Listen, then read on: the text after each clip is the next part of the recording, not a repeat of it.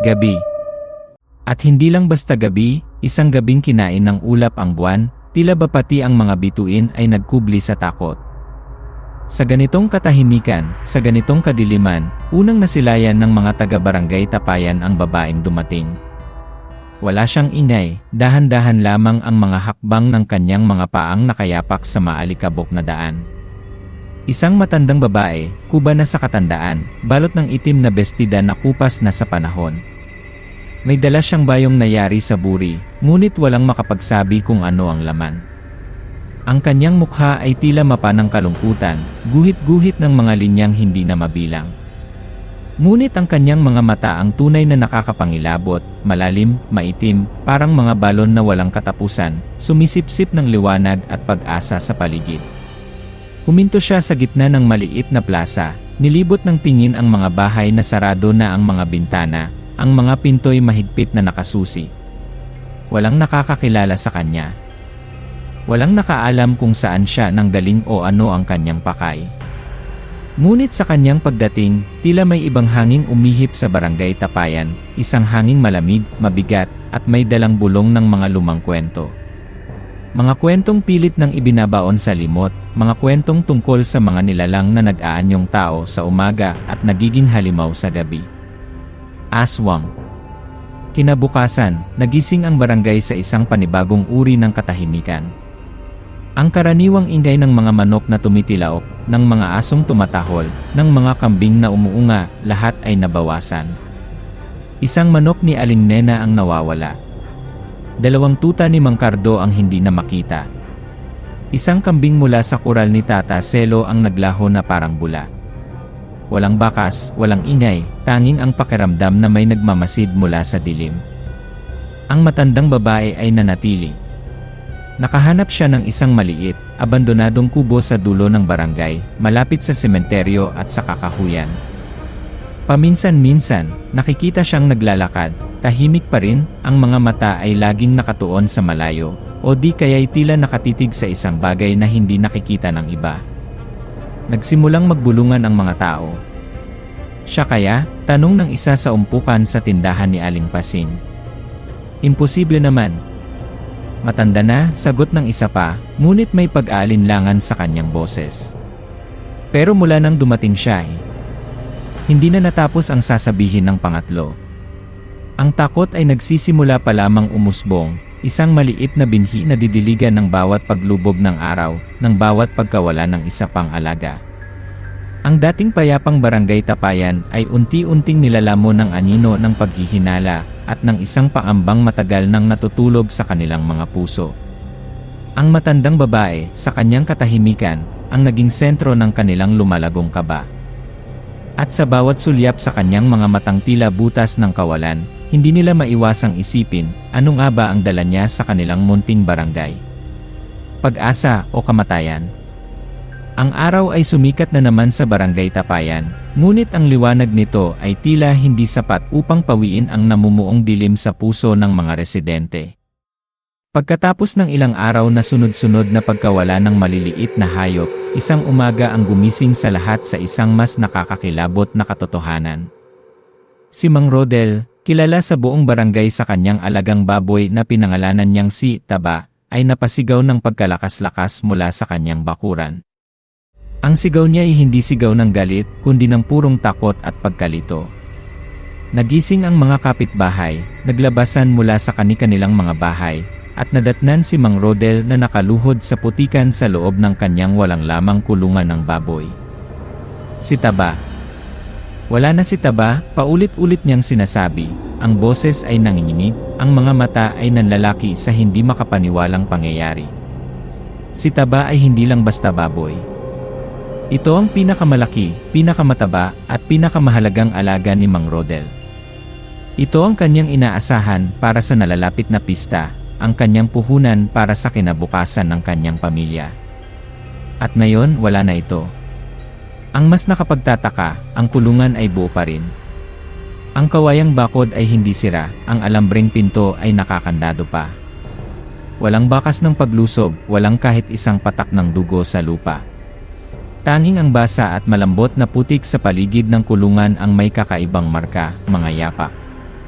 Ngunit hindi ito yapak ng tao o ng ordinaryong hayop. Malalaki ang mga yapak, mas malaki pa sa yapak ng kalabaw. Ngunit ang mas nakakapanginig ng laman, 3 lamang ang daliri sa bawat yapak. Malalalim ang mga kuko, humiwa sa putik na tila bakutsilyo.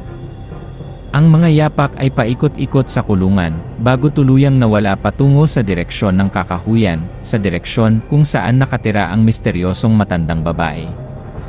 Nagkatinginan ang mga tao. Ang mga bulungan ay naging usapan. Ang paghihinala ay naging halos katiyakan sa isip ng ilan. Ngunit sino ang maglalakas loob na magsalita? Sino ang haharap sa matandang babae na ang mga mata ay tila kayang humigop ng kaluluwa? Hindi ito gawa ng tao. Rodel, sabi ng isang matandang lalaki, si Tata Kiko, habang tinitignan ang mga kakaibang marka sa lupa. May panginginig sa kanyang boses. Hindi ito gawa ng magnanakaw. Kung hindi tao, ano? Tanong ni Mang Rodel, ang mukha ay basang-basa ng pinaghalong pawis at luha. Walang sumagot. Ngunit sa kanilang mga isip, iisa ang salitang umuulit-ulit, ang salitang kinatatakutan nilang bigkasin ng malakas, aswang. Ang instinctive fear, ang primal na takot sa hindi nakikita at hindi maipaliwanag, ay nagsimula ng kumapit ng mahigpit sa puso ng bawat isa. Ang pagkawala ni Taba ay hindi na lamang simpleng pagkawala ng isang hayop, ito ay isang babala. Isang patikim sa kung anong klaseng panganib ang dumating sa kanilang barangay kasabay ng matandang babaeng may mga matang walang katapusan. Ang bawat pagpatak ng gabi ngayon ay hindi na lamang hudyat ng pamamahinga, kundi simula ng paghihintay sa kung sino o ano ang susunod na biktima. Ang hangin ay mas lumamig, at ang katahimikan ng gabi ay nabahiran na ng hindi maipaliwanag na lagim. Ang takot na dala ng mga nawawalang hayop at ng kakaibang yapak sa bakuran ni Mang Rodel ay kumalat na parang apoy sa tuyong damo sa barangay Tapayan. Ang dating masayahing samahan sa mga umpukan ay napalitan ng mga pabulong na usapan at mga nag-aalalang tingin. Sa gitna ng lumalalang tensyon, isang boses ang umalingaw-ngaw, boses na matagal nang iginagalang at pinakikinggan sa barangay pagdating sa mga bagay na hindi maipaliwanag, ang boses ni Aling Mirasol, ang kanilang albularyo. Si Aling Mirasol ay isang babaeng nasa mga 60 anyos na, may mga matang puno ng kaalaman at mga kamay na sanay sa paghaplos ng mga halamang gamot at paghawak ng mga krusipiho. Sa harap ng kapilya, matapos ang maikling dasal para sa kaligtasan ng barangay, hinarap niya ang mga residente. Makinig kayong lahat, anya, ang kanyang boses ay mahinahon ngunit may bigat. Ang mga nangyayari ay hindi biro. May anino ng panganib na bumabalot sa ating barangay. Huminga siya ng malalim. Simula ngayong gabi, iwasan niyong lumabas ng bahay kapag tumapak na ang 12:00 ng hating gabi. Isara ang mga bintana, lagyan ng asin ang mga pasukan. May dumadalaw sa atin, may dumadalaw na hindi tao. Isang sandali ng katahimikan ang sumunod. Ang bigat ng kanyang mga salita ay dumagan sa dibdib ng bawat isa. Ngunit hindi lahat ay naniwala. Naku, Aling Mirasol, tinatakot niyo lang kami, sigaw ng isang binatilyo mula sa grupo ng mga kabataan sa likuran. Si Kiko, kilalang palabiro at medyo mayabang. Panahon pa ba ng aswang ngayon? Baka naman malaking aso lang yung nakita sa putikan. Nagtawanan ng ilang kasama ni Kiko, pilit na pinapawi ang sariling kaba sa pamamagitan ng pagbibiro. Ngunit karamihan sa mga matatanda ay nanatiling seryoso, ang takot ay malinaw na nakaguhit sa kanilang mga mukha. Si Elias, isang binatang kararating lang mula sa Maynila upang magbakasyon at bisitahin ang puntod ng kanyang yumaong lola, ay nakatayo sa gilid, tahimik na nakikinig. Hindi siya lumaki sa Tapayan, ngunit madalas siyang magbakasyon doon noong bata pa siya. Naaalala niya ang mga kwentong aswang ng kanyang lola, mga kwentong kinatatakutan niya noon, ngunit itinuturing na lamang alamat na yon.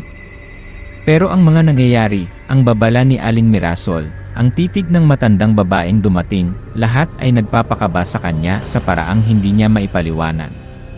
May kung anong malamig na gumapang sa kanyang batok. Hindi niya pinansin ang pagtawa ng mga kabataan. Ang mga salita ni Aling Mirasol ay tumatak sa kanyang isipan. Pakiramdam niya may katotohanan sa babala nito. Ang tensyon sa barangay ay hindi na lamang dahil sa mga nawawalang hayop, ito ay ang lumalalang agwat sa pagitan ng mga naniniwala at ng mga pilit na nagbubulag-bulagan, ng mga nakakaramdam ng panganib at ng mga itinatanggi ito. Nang gabing iyon, sinunod ni Elias ang payo ni Aling Mirasol. Maaga siyang nagkulong sa lumang bahay ng kanyang lola. Ngunit ang pagtulog ay mailap. Sa bawat kaluskos sa labas, sa bawat alulong ng aso sa malayo, napapatalon ang kanyang puso.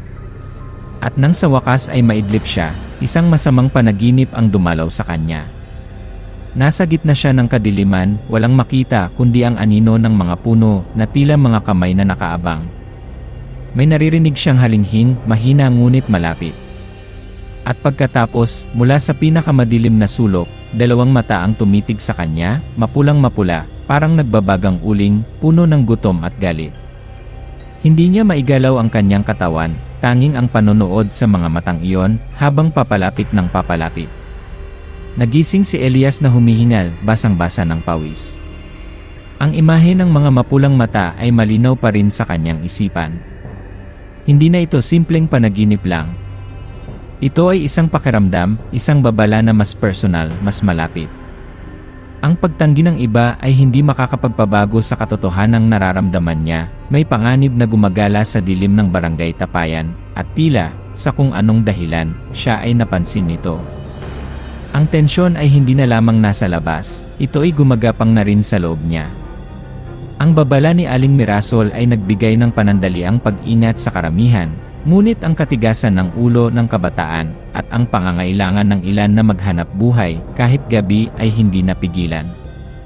Ilang gabi matapos ang babala, ang tensyon ay bahagyang humupa dahil walang malaking insidenteng nangyari maliban sa paminsan-minsang pagkawala pa rin ng mga manok. Isang gabing maalinsangan, nagkayayaan sina Elias, Kiko, at dalawa pa nilang kaibigan, sina Benjo at Lito, na mag-inuman sa labas ng maliit na tindahan ni Aling Pasing. Sarado na ang tindahan, ngunit nag-iwan sila ng ilaw sa harap nito, sapat lang para makita nila ang kanilang mga baso at ang mumurahing gin na kanilang pinagsasaluhan. Ang usapan ay nauwi sa mga nangyayari sa barangay. Takot lang yan ni Aling Mirasol, sabi ni Kiko, sabay lagok ng gin. Matanda na kasi, naniniwala pa sa mga kwentong barbero. Hindi ka ba kinakabahan, Kiko? Kahit kaunti, tanong ni Benjo, na medyo maseryoso. Yung yapak sa bakuran ni Mang Rodel, kakaiba talaga yon. Baka nga malaking bayawak lang o kung ano, sagot ni Kiko, ngunit hindi kasing sigla ng dati ang kanyang pagtanggi. Si Elias ay tahimik lang, iniisip ang kanyang panaginip. Ang mga mapulang mata. Hindi niya mayalis sa isip niya yon. Habang nagkakatuwaan sila, biglang tumahimik ang paligid. Ang karaniwang huni ng mga kuliglig ay tila naputol. Ang hangin ay huminto. At sa katahimikang iyon, isang tunog ang umalingaw mula sa di kalayuan, mula sa direksyon ng kakahuyan. Tik tik tik tik tik tik. Mahina sa simula, ngunit papalakas. Isang tunog na pamilyar sa mga kwento ng matatanda, isang tunog na hindi mo gugustuhing marinig sa kalaliman ng gabi. Ang huni ng ibong sinasabing kasama ng aswang, o ang mismong aswang na nag-anyong ibon upang hindi mapansin. Napatigil sa pag-inom ang apat. Nagkatinginan sila, ang pagbibiro ay biglang naglaho sa kanilang mga mukha. Ano yun? Tanong ni Lito, ang boses ay bahagyang nanginginig. Baka ibon lang, sabi ni Kiko, ngunit ang kanyang mga mata ay malikot, lumilibot sa madilim na paligid. Ang mga matatandang nakarinig ng huni mula sa kani-kanilang mga bahay ay mabilis na nagsindi ng mga kandila, nagbulong ng mga dasal, at siniguradong mahigpit ang pagkakasara ng kanilang mga pinto at bintana. Ilang anino ang mabilis na nagtakbuhan pa uwi mula sa mga kalsada. Ang takot ay mas mabilis pa sa kanilang mga paa. Naiwan ang apat na binata sa labas ng tindahan, hindi malaman ang gagawin. Ang tunog ng itik-tik ay tila paikot-ikot sa itaas nila, minsan malakas, minsan mahina, na parang pinaglalaruan sila. Tara na, uwi na tayo, yaya ni Benjo, tumatayo na. Na, baka ano pa yan, sang-ayon ni Lito. Tumayo na rin si Kiko, ang kayabangan ay napalitan na ng hindi maitatagong kaba. Ngunit si Elias, bago pa man sila makaalis, ay napatingin sa isang direksyon, sa lumang bahay na bato sa kanto, malapit sa abandonadong kubo ng matandang babae. Ang bahay na iyon ay matagal nang walang nakatira, sira-sira na ang bubong at bintana. Sa ilalim ng mahinang ilaw mula sa poste, sa isa sa mga butas na bintana sa ikalawang palapag ng lumang bahay, may nakita si Elias. Isang anino. Isang aninong mas maitim pa sa gabi. Hindi ito gumagalaw dahil sa hangin, dahil walang hangin. Ngunit gumagalaw ito, bahagyang umuusog, na parang may nakasilip mula sa loob, nagmamasid sa kanila. Hindi niya maaninag ang anyo, tanging ang maitim na hugis laban sa mas madilim na loob ng bahay. Elias, ano pa bang tinitignan mo? Tara na, sigaw ni Kiko, hinihila na siya. Napapiksi si Elias, ngunit bago siya tumalikod, sumulyap siyang muli sa bintana. Wala na ang anino. Ngunit ang pakiramdam na may nagmamasid, ang lamig na dumaloy sa kanyang buong katawan, ay nanatili.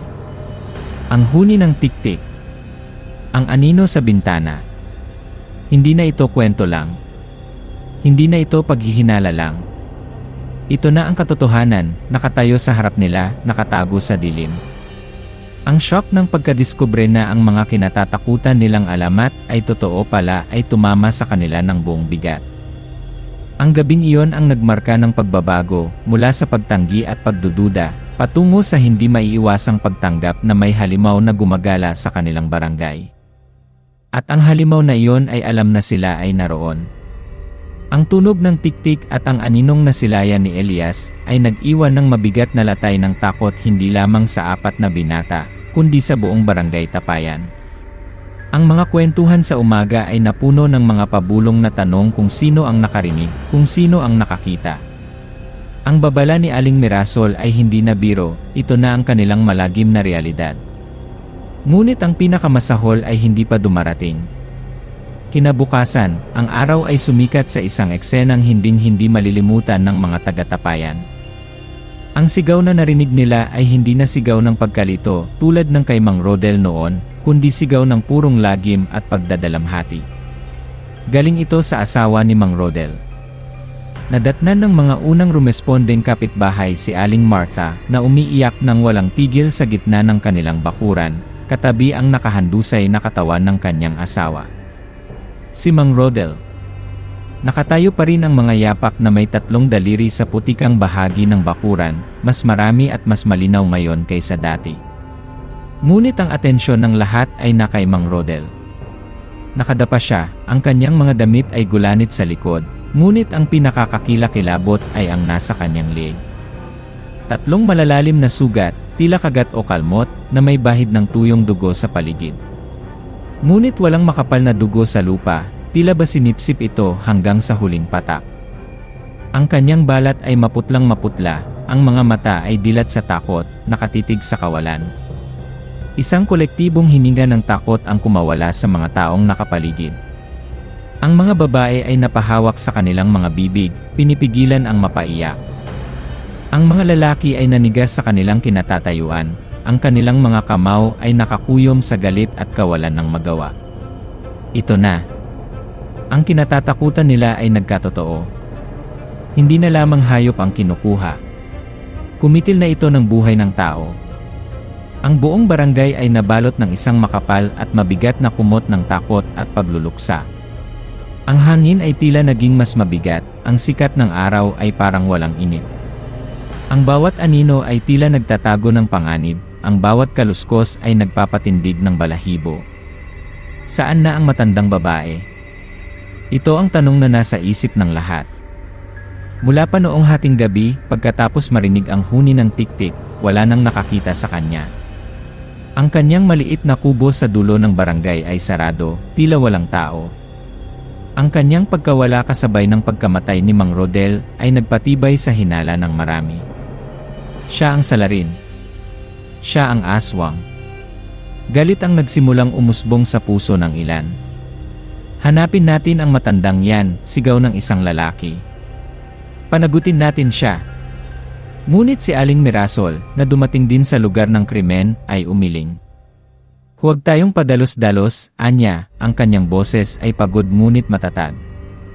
Ang paghihiganti ay hindi solusyon. Kailangan nating mag-isip. Kailangan nating malaman kung ano talaga ang ating kinakaharap. Si Elias, na nakatayo sa gilid, ay nakaramdam ng matinding kirot sa kanyang dibdib. Hindi niya personal na kilala si Mang Rodel, ngunit ang makita ang kanyang walang buhay na katawan, ang desperasyon sa mukha ng kanyang asawa, ang takot sa mga mata ng mga kapitbahay, lahat ay tumama sa kanya. Napaisip siya. Kung umuwi lang sila kaagad kagabi. Kung hindi lang sila nag-inuman sa labas. May nagawa kaya sila?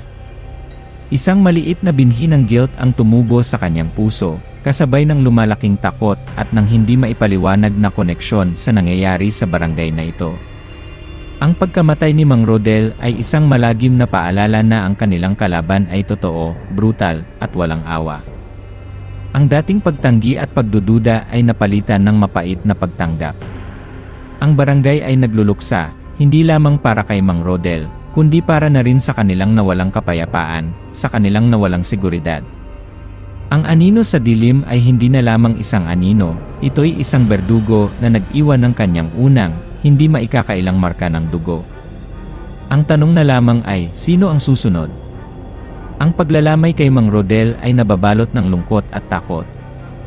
Ang mga tao ay nagsisiksikan sa loob ng maliit na bahay, nagdarasal, nag-aalay ng abuloy, ngunit ang kanilang mga mata ay laging palingalinga, ang kanilang mga tainga ay laging nakaabang sa anumang kakaibang tunog mula sa labas.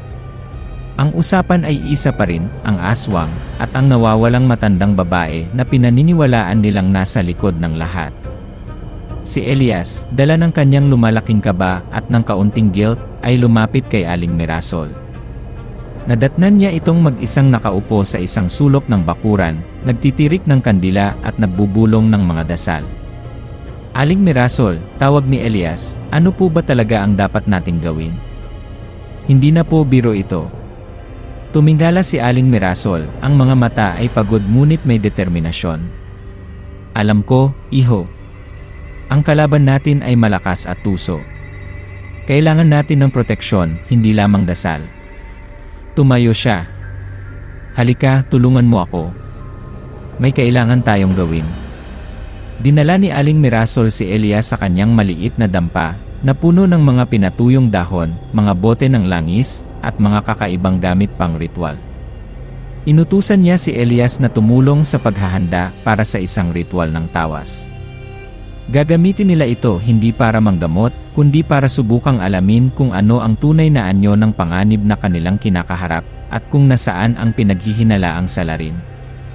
Naglagay si Aling Mirasol ng baga mula sa uling sa isang maliit na palayok. Nagpatak siya ng tinunaw na kandila sa isang palangganang may tubig. Habang ginagawa ito, nagdasal siya sa isang wikang hindi maintindihan ni Elias, malalim, sinauna, makapangyarihan. Ang hangin sa loob ng dampa ay tila naging masiksik, mas mabigat. Pinahawak ni Aling Mirasol kay Elias ang isang maliit na krus na gawa sa pinagbuklod na dahon ng palaspas. Mag-focus ka, iho. Isipin mo ang panganib. Isipin mo ang matandang babae. Sumunod si Elias. Ipinikit niya ang kanyang mga mata, pilit na iwinaksi ang takot, at nag-concentrate sa imahe ng matandang babaeng may malalim na mga mata at sa aninong nakita niya sa bintana. Ang amoy ng nasusunog na kamangyan at ang bulong ni Aling Mirasol ay tila nagdala sa kanya sa ibang dimensyon. Bigla, isang pangitain ang sumilay sa kanyang isipan. Hindi ito malinaw, parang nanonood siya sa isang lumang pelikula. Nakita niya ang matandang babae, hindi bilang isang halimaw, kundi bilang isang taong tumatakbo, takot na takot. May hinahabol siya, o may humahabol sa kanya. Pagkatapos, nakita niya ang matanda na may hawak na isang maliit na bagay, isang agimat, o anting-anting, na kumikinang ng bahagya sa dilim. Itinago niya ito sa isang lugar na hindi maaninag ni Elias, bago siya tuluyang naglaho sa kadiliman. Kasunod nito, ang imahe ng mga mapupulang mata mula sa kanyang panaginip ang lumitaw, mas malinaw ngayon, puno ng galit at tagumpay. Napamulat si Elias, humihingal. Aling Mirasol. Tumingin si Aling Mirasol sa kanya, pagkatapos ay sa tawas sa palanggana. Ang itsura ng tumigas na kandila ay hindi malinaw, magulo. Ang pangitain mo, iho. Ano ang nakita mo? Ikinuwento ni Elias ang kanyang nakita. Ang pagtakbo ng matanda, ang anting-anting, ang pagtatago nito, at ang mga mapupulang mata. Nanlaki ang mga mata ni Aling Mirasol, hindi sa takot, kundi sa pagkaunawa. Hinawakan niya ang braso ni Elias. Ang matandang babae hindi siya ang aswang, Elias. Oh, pero sino ni? Siya si Kaleona, bulong ni Aling Mirasol, tila ba inaalala ang isang lumang kwento. Ang huling tagapagmana ng isang angkan ng mga babaylan dito sa Tapayan. Sila ang nagbabantay sa kapayapaan ng lugar na ito mula pa noon. Ang anting-anting na nakita mo. Iyon ang sagradong pamana, ang pinakamalakas na proteksyon laban sa mga nilalang ng dilim na matagal nang gustong angkinin ang Tapayan. Napanganga si Elias. Ang lahat ng kanilang hinala ay mali pala. Ang pinagbibintangan nilang salarin ay siya palang posibleng tagapagligtas. Ngunit bakit siya nagtatago? Bakit hindi niya tayo tulungan? Tanong ni Elias.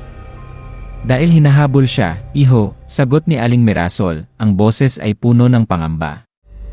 Ang tunay na aswang alam niyang nasa matanda ang anting-anting. At sa nakita mo, tila nakuha na ng aswang ang matanda, o naitago man niya ang anting-anting, wala na siya para gamitin ito. Nawala na ang ating bantay. Isang bagong uri ng takot ang gumapang kay Elias. Hindi na lamang takot sa aswang, kundi takot dahil sa kanilang kamalian. Ang kanilang paghuhusga ay naglagay sa kanila sa mas malalang panganib. Nawalan sila ng tiwala sa maling tao. Ang matandang babae na dapat sana nilang pinakinggan o tinulungan ay marahil biktima rin. At ngayon, wala na ang anting-anting na maaaring magligtas sa kanila. Ang ritual ng tawas ay nagbigay ng kasagutan, ngunit kasagutang mas nagdulot ng kaba at pagdududa. Sino ang tunay na kaaway? At kung ang huling tagapangalaga ay nawala na, sino ang magtatanggol sa barangay Tapayan? Ang kanilang pag-asa ay biglang naglaho, napalitan ng mas malalim na kawalan ng katiyakan at ng pakiramdam na sila'y lubusan ng walang kalaban-laban. Ang tiwala nila sa kanilang sariling pag-iisip at hinala ay nayanig. Nasa panganib sila, at ang landas patungo sa kaligtasan ay biglang nagdilim. Ang revelasyon mula sa tawas ni Aling Mirasol ay nag-iwan kina Elias at sa albularyo ng mabigat na pasaning. Ang katotohanang ang tunay na aswang ay malaya pa rin at mas malakas dahil wala na ang tagapangalagang si Kaleona, at ang anting-anting ay nawawala, ay isang lihim na hindi pa nila maaaring ibahagi sa buong barangay na kasalukuyang nagluluksa at nagagalit sa maling tao. Ang pagkalat ng katotohanan ay maaaring magdulot ng mas matinding gulo at panik. Ngunit ang kasamaan ay hindi naghihintay. Sa mga sumunod na araw, isang mas nakakakilabot na pangyayari ang nagsimulang mamayani sa Tapayan. Ilan sa mga bata sa barangay ay nagkasakit. Hindi ito ordinaryong lagnat o ubo. Ang kanilang balat ay unti-unting nangingitim, nagsisimula sa mga daliri sa paa at kamay, pataas na parang aninong gumagapang. Ang kanilang sigla ay unti-unting nauubos, ang kanilang mga mata ay lumulubog, at lagi silang nagrereklamo ng matinding pagkauhaw at panlalamig. Sinubukan ng mga magulang ang lahat, herbal na gamot, dasal, dinala pa ang ilan sa pinakamalapit na sentrong pangkalusugan sa bayan, ngunit walang nangyari. Ang sakit ay tila hindi galing sa natural na karamdaman. Inuubos sila, sabi ni Aling Mirasol kay Elias isang gabi, habang pinagmamasdan nila ang isa sa mga batang may sakit mula sa bintana ng bahay nito. Ang bata ay mahimbing na natutulog, ngunit ang itim na kulay ay umabot na hanggang sa kanyang mga braso. Unti-unti niyang kinukuha ang kanilang lakas, ang kanilang buhay.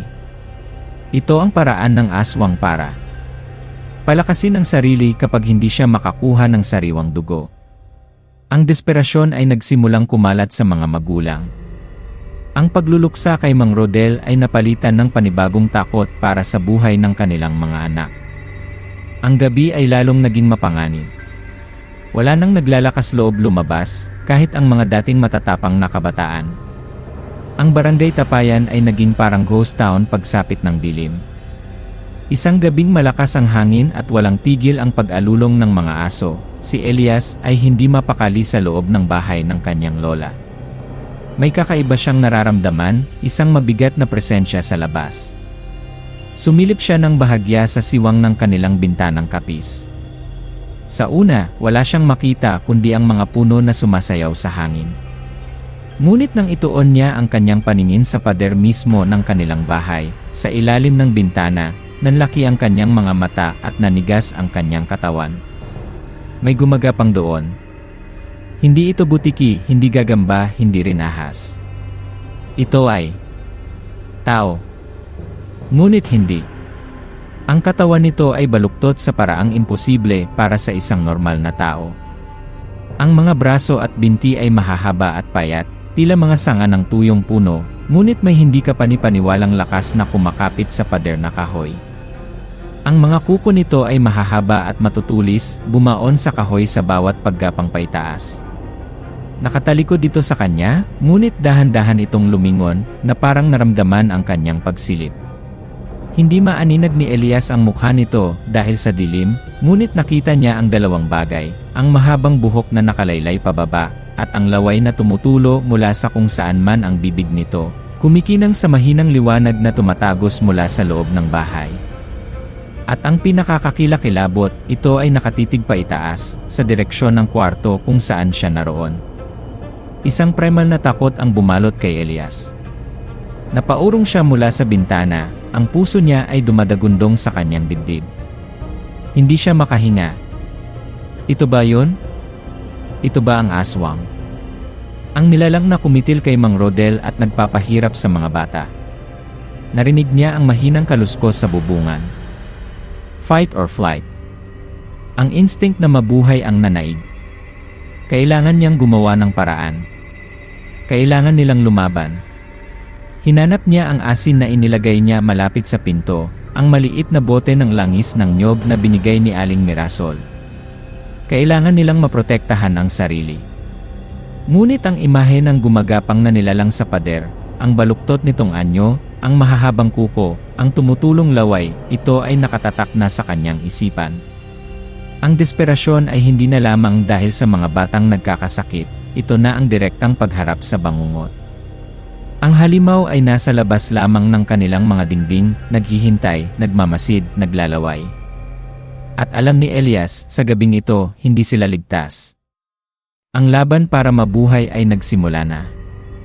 Ang nakakakilabot na karanasan ni Elias sa pagkakita sa gumagapang na nilalang ay nagtulak sa kanya at kay Aling Mirasol na kumilos ng mas mabilis. Hindi na sila maaaring maghintay pa.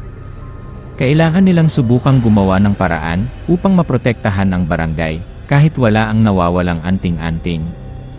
Kinagabihan, sa gitna ng patuloy na paghihina ng mga batang may sakit at ng lumalalang takot ng mga residente, nagpasya si Aling Mirasol na isagawa ang isang sinaunang ritual ng proteksyon sa mismong plaza ng barangay. Nakiusap siya sa mga tao na manatili sa loob ng kanilang mga bahay, ngunit magdasal ng taimtim. Tanging si Elias ang kanyang kasama sa labas. Naglatag si Aling Mirasol ng isang bilog gamit ang abo. Sa loob ng bilog, naglagay siya ng mga dahon ng alagaw, na kilalang pantaboy sa masasamang espiritu. Naglagay din siya ng 8 baso ng langis ng nyog na binasbasan, isa sa bawat pangunahing direksyon, at nagsindi ng mga kandila sa gitna. Hawak niya ang isang lumang krusipiho at isang maliit na bote ng agua bendita.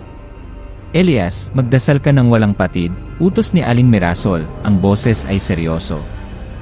Huwag kang titigil, anuman ang mangyari, anuman ang marinig o makita mo. Ang ating pananampalataya ang ating sandata ngayon. Tumango si Elias, nanginginig ang mga kamay ngunit pilit na pinatatatag ang sarili. Nagsimula siyang magdasal ng Ama Namin, paulit-ulit, habang si Aling Mirasol ay nagsimulang bumigkas ng mga orasyon sa Latin at sa sinaunang Tagalog. Ang hangin ay muling humihip ng malakas, mas malamig kaysa kanina. Ang mga apoy ng kandila ay sumayaw ng walang dahilan. Ang mga anino mula sa mga puno at bahay ay tila nabuhay, gumagalaw, nag-aanyong mga nakakatakot na nilalang. May mga mahihinang bulong at halakhak na naririnig si Elias mula sa paligid, mga tinig na tila nagmumula sa ilalim ng lupa o sa itaas ng mga bubong. Ngunit hindi sila tumigil. Itinuon nila ang kanilang isip sa ritual, sa pagtawag ng proteksyon para sa buong barangay. Ang langis ng niyog ay nagsimulang kumulo ng bahagya sa mga baso, at ang amoy ng alagaw ay lumaganap sa hangin. Tila gumagana ang ritual. Isang manipis, halos hindi. Nakikitang harang ng liwanag ang tila nabubuo sa paligid ng plaza. Ngunit sa kalagitnaan ng pinakamataimtim na bahagi ng dasal ni Aling Mirasol, isang nakapangingilabot na sigaw ang pumunit sa katahimikan ng gabi. Hindi ito sigaw ng takot lamang, kundi sigaw ng matinding sakit at paghihirap. Galing ito sa isa sa mga bahay na malapit sa plaza. Napahinto si Aling Mirasol. Naputol ang kanyang orasyon. Napamulat si Elias. Nagkatinginan sila, ang pag-asa sa kanilang mga mata ay biglang napalitan ng pangamba. Huwag, sigaw ni Aling Mirasol, ngunit huli na. Ang manipis na harang ng liwanag ay naglaho. Ang mga kandila ay biglang namatay lahat. Ang malamig na hangin ay mas lalong lumakas, may dalang amoy ng nabubulok na laman. Ang mga bulong at halakhak ay naging mas malakas, mas malapit. Kasunod ng sigaw, narinig nila ang mga yabag na tumatakbo. Ilang kapitbahay ang lumabas mula sa bahay kung saan nanggaling ang sigaw, ang kanilang mga mukha ay puno ng takot at luha. Si Benjo! Tulungan niyo kami! Si Benjo, sigaw ng isa sa kanila, tumuturo pabalik sa loob ng bahay. Si Benjo! Isa sa mga kaibigan ni Elias, kasama nila noong gabing narinig nila ang tik-tik. Mabilis na tumakbo sina Elias at Aling Mirasol patungo sa bahay.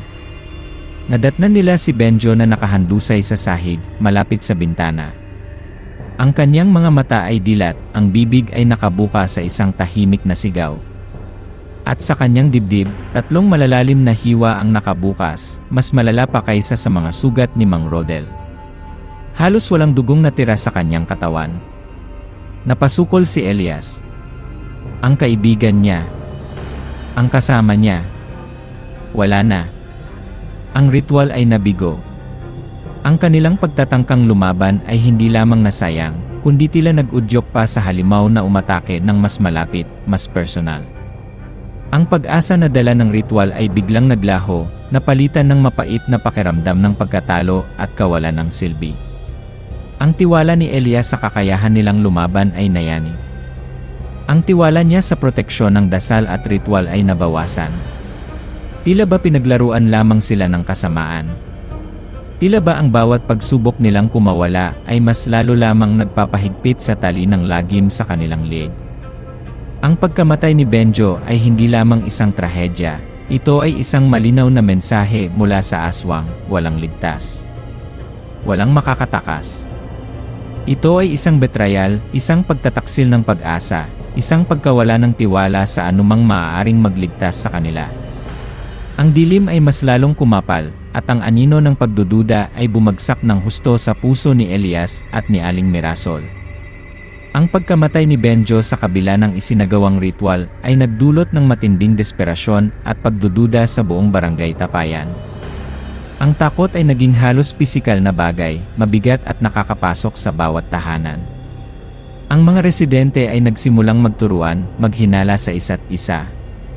Ang pagkakaisa ng barangay ay unti-unting nababasag.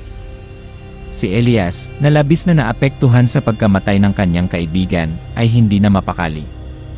Alam niyang hindi na sila maaaring maghintay pa o umasa sa mga ritual na maaaring mabigo muli.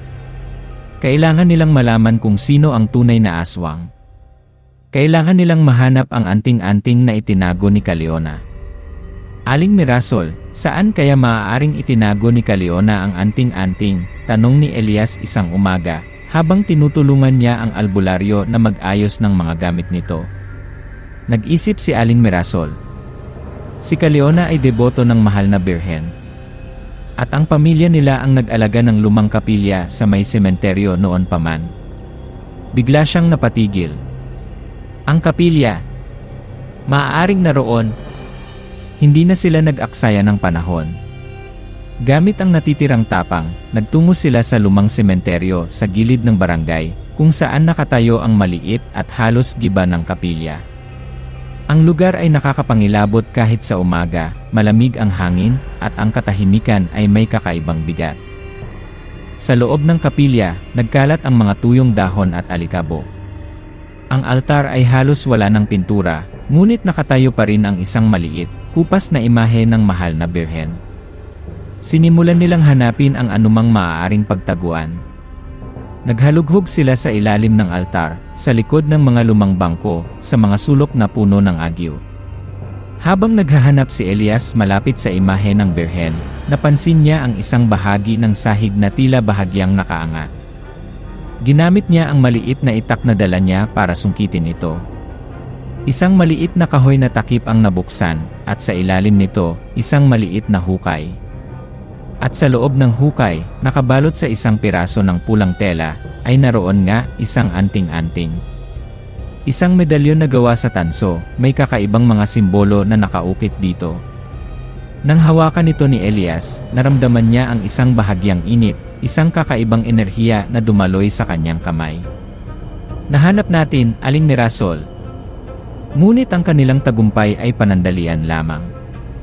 Bago pa man sila makapagdiwang, isang boses ang narinig nila mula sa labas ng kapilya. Isang boses na kilalang-kilala nila. Magaling. Mukhang. Natagpuan niyo na ang laruan ni Leona. Napalingon sina Elias at Aling Mirasol. Nakatayo sa pintuan ng kapilya, ang liwanag ng araw sa kanyang likuran, kaya't anino lamang ang kanyang anyo, ay si Kapitan Dencio. Ang kanilang barangay kapitan, ang taong dapat sanay nangangalaga sa kanila. Kapitan, gulat na tanong ni Aling Mirasol. Anong ginagawa niyo rito?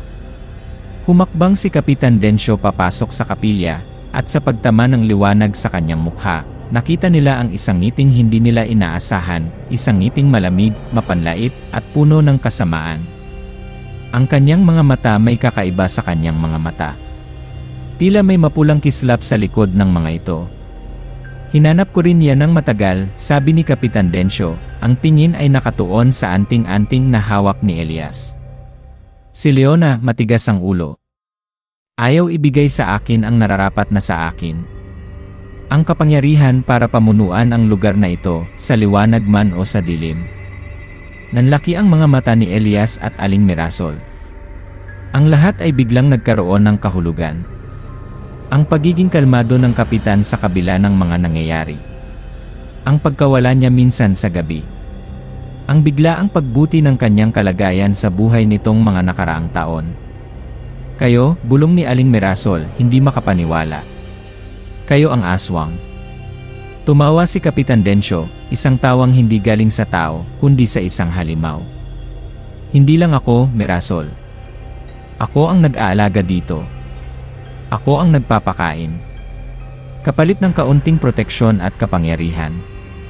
Habang nagsasalita siya, ang kanyang anyo ay nagsimulang magbago. Ang kanyang mga daliri ay humaba at nagkaroon ng matutulis na kuko.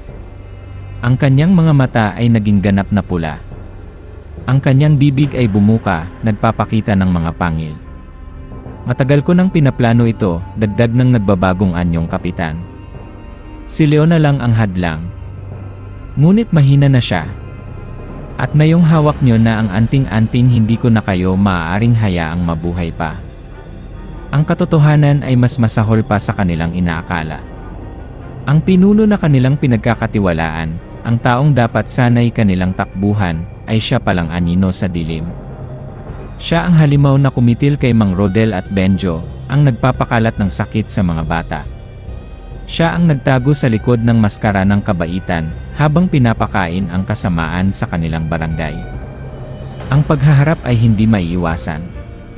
Ang katotohanan ay nabunyag na. Hawak ni Elias ang tanging pag-asa ng barangay, ang anting-anting. Ngunit sa harap nila ay nakatayo ang tunay na halimaw, hindi na nagkukubli, handang pumatay para mapanatili ang kanyang lihim at kapangyarihan. Ang laban ay hindi na lamang para sa barangay, kundi para sa kanilang mga buhay. Ang kapilya ay naging entablado ng katotohanan at nalalapit na kamatayan. Sa harap ni na Elias at Aling Mirasol ay hindi na si Kapitan Densyo, kundi isang nilalang na kalahating tao, kalahating halimaw, ang mga matay nagbabaga, ang mga kuko'y handang manlaslas, ang mga pangil ay naghihintay ng laman. Ang anting-anting sa kamay ni Elias ay tila mas uminit, na parang sumasagot sa presensya ng kasamaan. Ibigay mo sa akin yan, Elias, utos ng aswang na kapitan. Ang boses ay magaspang at hindi na halos boses ng tao. At baka sakaling gagawin kong mabilis ang iyong kamatayan. Hindi magyayari, sigaw ni Elias, kahit nanginginig ang buo niyang katawan. Hinawakan niya ng mahigpit ang anting-anting. Naramdaman niya ang tapang o marahil ay desperasyon na dumaloy mula rito. Mirasol, ang langis at asin, sigaw ni Elias, naalala ang mga natutunan niya sa albularyo tungkol sa mga kahinaan ng aswang. Mabilis na kumilos si Aling Mirasol. Mula sa kanyang bayong, na lagi niyang dala, inilabas niya ang isang bote ng binasbasang langis ng niyog at isang supot ng asin. Sumugod ang aswang na kapitan. Ang bilis nito ay hindi kapani-paniwala. Iniwasan ni Elias ang unang kalmot nito na halos tumama sa kanyang mukha. Ginamit ni Aling Mirasol ang pagkakataon para ibuhos ang langis ng niyog sa sahig, sa pagitan nila at ng aswang. Napatigil ang aswang ng matapakan ng langis. Umusok ang balat nito kung saan dumikit ang langis at umaray ito sa sakit. Ngunit ang galit nito ay mas lalong tumindi. Mga mangmang, sigaw nito, at muling sumugod, hindi na ininda ang nasusunog na balat sa paa. Napaatras sina Elias at Aling Mirasol palabas ng kapilya, patungo sa mga puntod ng sementeryo. Ang labanan ay nagpatuloy sa gitna ng mga krus at lapida. Ang asin, Mirasol, sigaw ulit ni Elias. Ibinato ni Aling Mirasol ang isang dakot ng asin, tumama ito sa mukha at dibdib ng aswang. Muli itong umaray at tila nang hina ng bahagya. Ngunit hindi sapat iyon para patigilin ito. Kailangan nating masunog ang puso niya, sabi ni Aling Mirasol, humihingal. O ang buong katawan. Alam ni Elias ang kailangan niyang gawin. Ito na ang pagkakataon. Kailangan niyang makalapit. Kailangan niyang magsakripisyo. Habang abala ang aswang sa pagpapagpag ng asin sa katawan nito, mabilis na tumakbo si Elias palapit dito. Iwinasiwas ng aswang ang kanyang makukong kamay, ngunit nagawa ni Elias na ilagan ito kahit nagtamo siya ng hiwa sa braso. Gamit ang lahat ng kanyang lakas, itinutok niya ang anting-anting sa dibdib ng aswang. Isang nakasisilaw na liwanag ang nagmula sa anting-anting nang dumikit ito sa balat ng halimaw. Isang nakabibinging sigaw ng paghihirap ang kumawala mula sa aswang. Ang balat nito ay nagsimulang umusok at masunog sa paligid ng anting-anting. Hindi, sigaw ng aswang, sinusubukang alisin ang kamay ni Elias, ngunit tila may sariling lakas ang anting-anting na dumidiin dito. Mirasol, ngayon na, sigaw ni Elias, nararamdaman ang init na nanggagaling sa anting-anting, pati ang kanyang kamay ay tila nasusunog na rin. Naiintindihan ni Aling Mirasol. Gamit ang natitirang langis ng niyog, ibinuhos niya ito sa katawan ng aswang na kapitan, lalo na sa parteng nasusunog dahil sa anting-anting. Pagkatapos, mabilis niyang kinuha ang posporo mula sa kanyang bulsa at sinindihan ito. Itinapon niya ang nagliliyab na posporo sa aswang. Agad na nagliyab ang buong katawan ng aswang dahil sa langis. Ang sigaw nito ay naging mas matinis, mas nakakapangilabot. Nagpupumiglas ito, nagwawala sa gitna ng mga puntod, isang nag-aapoy na halimaw. Ang apoy ay tila may sariling isip, kinakain ang laman ng aswang ng mabilis. Napaatras sina Elias at Aling Mirasol, pinapanood ang kakilakilabot na tanawin. Ang anyo ng aswang ay unti-unting natutunaw sa apoy, hanggang sa ang mga sigaw ay humina at tuluyang nawala. Ang natira na lamang ay isang tumpok ng nagbabagang abo, at ang anting-anting na nahulog sa lupa, hindi nasunog, ngunit nawalan na ng init.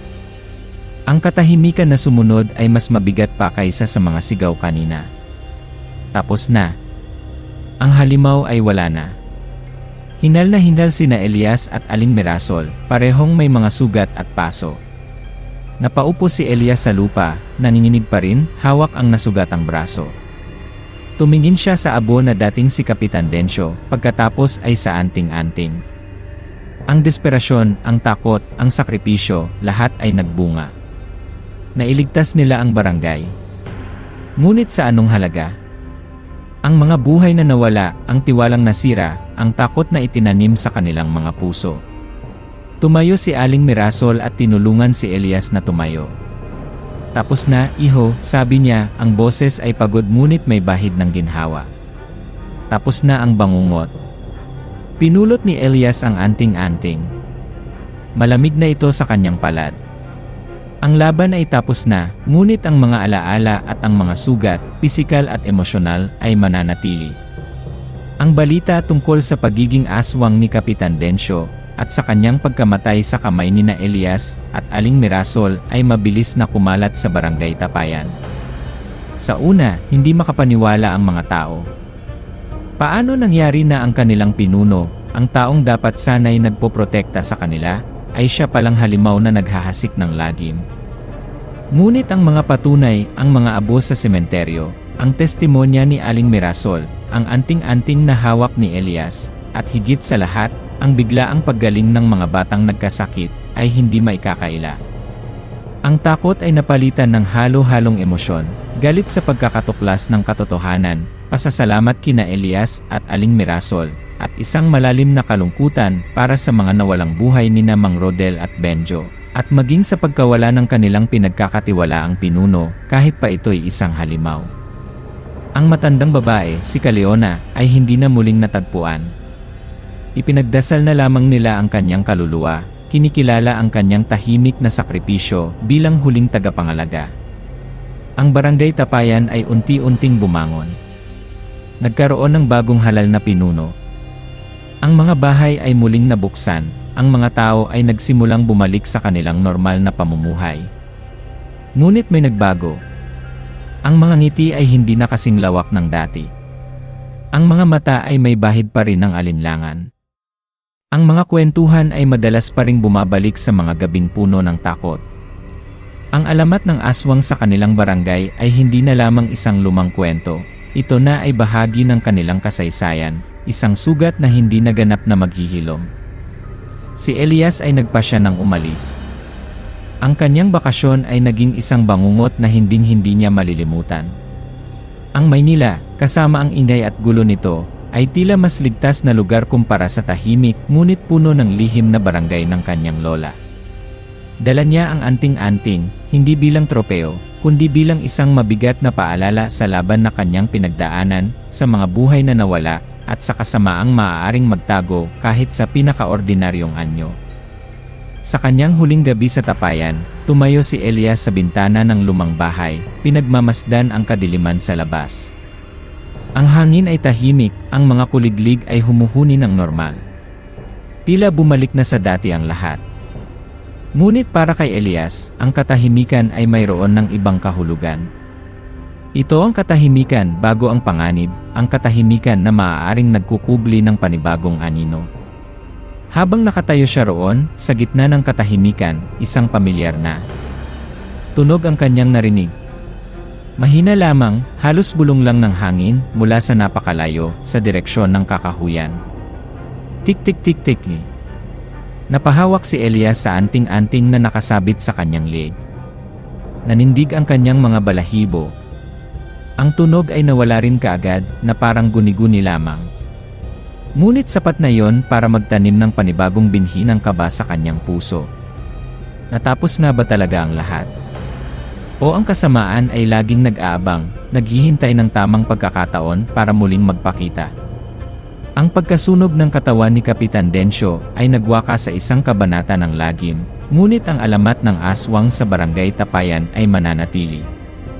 At si Elias, saan man siya magpunta, ay dadalhin ang bigat ng kaalamang iyon na ang dilim ay laging naririyan, at ang anino nito ay maaaring mas malapit kaysa sa kanyang inaakala. Umalis si Elias kinabukasan, iniwan ang barangay Tapayan na may daladalang pasasalamat at takot ang mga residente. Iniwan niya ang isang lugar na nabago ng lagim, at siya mismo ay nabago rin nito. Ang tanong na naiwan sa hangin, kasabay ng malayong alaala ng huni ng tiktik, ay isang tanong na walang tiyak na sagot, talaga nga bang tapos na ang lahat?